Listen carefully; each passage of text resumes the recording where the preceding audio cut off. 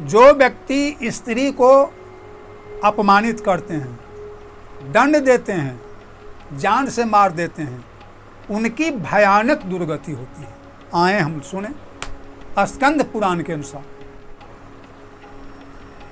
एक ब्राह्मण देवता थे, अकाल पड़ गया,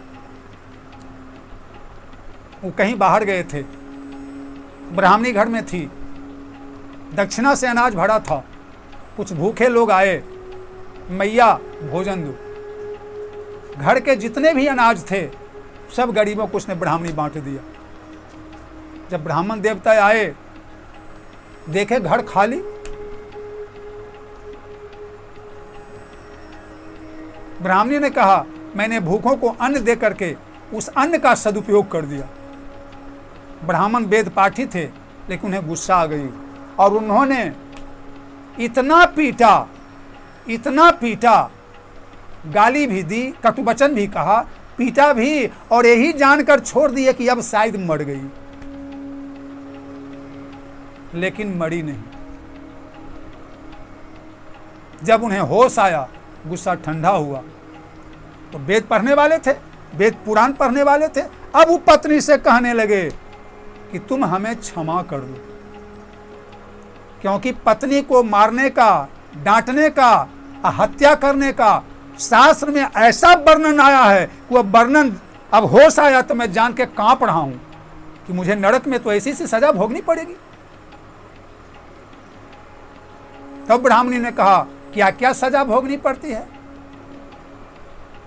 तो ब्राह्मण देवता ने कहा जो पत्नी को प्रताड़ित करता है, दंडित करता है, जान से मारता है, पहला नंबर तो वह कोई भी पूजा पाठ करता तो देवता स्वीकार नहीं करते।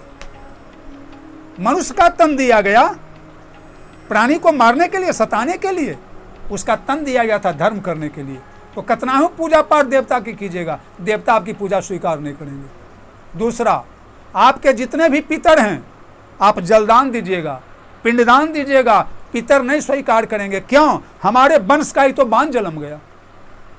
हम चाहते थे सज्जन जन्मे और उसके हाथ का हमको पिंडदान अब जल पहुंचे, ये तो अभागा, ये तो पापी है। इसके हाथ का अगर जल मिलेगा, इसके हाथ का पिंडदान मिलेगा तो हमें भी उल्टा नरक में जाना पड़ेगा। अगर पापी व्यक्ति जलदान दे पितरों को, पापी व्यक्ति पिंडदान दे तो पितर और नरक में चल जाते हैं। तो उस व्यक्ति का ब्राह्मण कह रहे हैं कि अब हमारा पिंडदान जलदान तो पितर लेंगे नहीं, उसके बाद हम देवता की पूजा करेंगे तो लेंगे नहीं। और तीसरा नंबर, जो भी व्यक्ति जीवन में पुण्य किया है सारे पुण्य उसके समाप्त हो जाते हैं, सारे पुण्य। और चौथा क्या है? 10 ब्राह्मण को मारने का जो पाप लगता है, एक स्त्री के वध का पाप लगता है, यानी एक स्त्री 10 ब्राह्मण के बराबर है वैल्यू।